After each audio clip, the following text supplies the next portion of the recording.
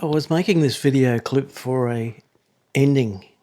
I put an ending on the videos to subscribe and like, and I didn't expect this to happen, but it did. I just withdrew back from the fig tree a little bit too much. As you'll see shortly, the end result was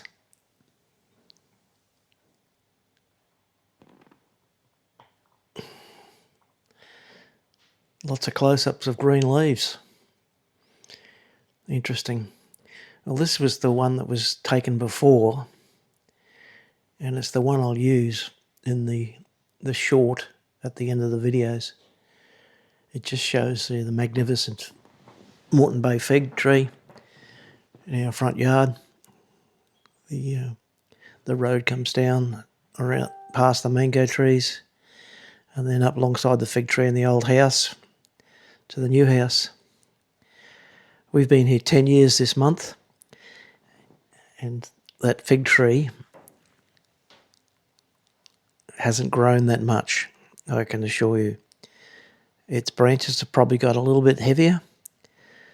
I'll do a video on that one day of the fig trees here. Okay, so this is the final cut on the end video. Thanks for watching. Catch you on the next one. Bye for now.